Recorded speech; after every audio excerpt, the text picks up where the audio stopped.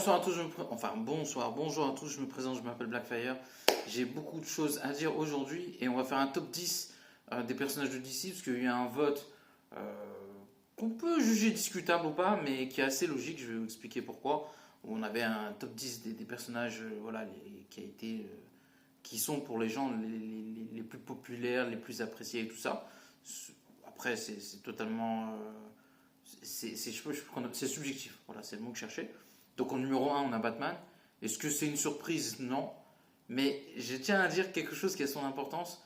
Je pense que s'il n'y a pas le The Dark Knight ou la trilogie de Batman de Nolan, je pense que Batman n'est pas si haut. C'est mon avis, hein. Peut-être que je me trompe. Mais là, forcément, ça se sent. Voilà. Et en plus, il y a plusieurs choses qui expliquent pourquoi Batman est numéro 1.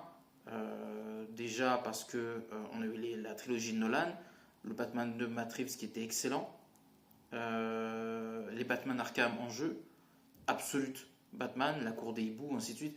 Donc on voit que en fait Batman,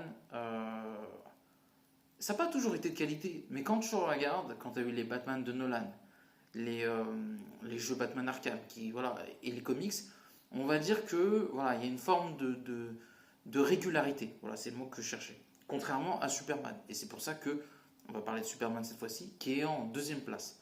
Voilà. Mais peut-être que les choses vont changer à l'avenir. Vous allez comprendre pourquoi. Superman, en fait, le problème, c'est que ça n'a pas ça. Il n'y a pas ce côté-là. Parce que chez DC, Batman, il faut savoir que Batman, c'est une véritable communauté chez DC Comics. Et en fait, les fans de Batman, ils disent on veut Batman et rien d'autre. Du coup, c'est un peu pour ça aussi que Batman est extrêmement populaire et les autres, même s'ils sont connus, le sont moins. Et c'est dommage. C'est en train de peut-être un peu changer. Parce que Superman, là, il est en train de dire le Big Boss, c'est un peu moi. C'est incontestable. Je pense que Superman, cette année, il n'y a pas de débat. Sincèrement, il n'y a pas de débat. Il y a Batman qui cartonne en ce moment, mais Superman, il n'y a pas de débat là-dessus sur 2025. Qu'est-ce qu'on peut dire d'autre? Superman, les choses sont en train de changer. C'est-à-dire que la connerie pour moi que James Gunn a fait, que j'ai toujours pas compris, c'est la fin de la série Superman et Lois. Parce que là où Superman a toujours excellé, là où Batman, pour l'instant, ça n'a jamais été très fou, c'est les séries. Et je parle de séries en live action. Les gens vont me dire Gotham, mais entre Gotham par exemple, et Smallville, ou Superman et Lois, Gotham c'est nul. Voilà, déjà c'est pas ouf, faut dire la vérité. À part quelques trucs sympas, globalement c'est pas ouf. Mais quand tu as Superman, les deux séries Superman, que ce soit Smallville et Superman et Lois, voilà. Smallville c'est 10 ans, et Superman et Lois, si James Gunn n'avait pas arrêté, ils auraient pu faire 8 saisons. Donc voilà, il y a les séries animées aussi qui reviennent de Superman. Donc voilà, les comics c'est en train de monter en ce moment. Mais il manque un jeu par exemple.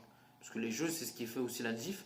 Et Superman n'a pas ça. Et quand tu vois les Batman Arkham et les Marvel Spider-Man, tu sens que Superman manque d'un jeu solo à lui. Et ça pourrait faire grave la différence. Ça change ça.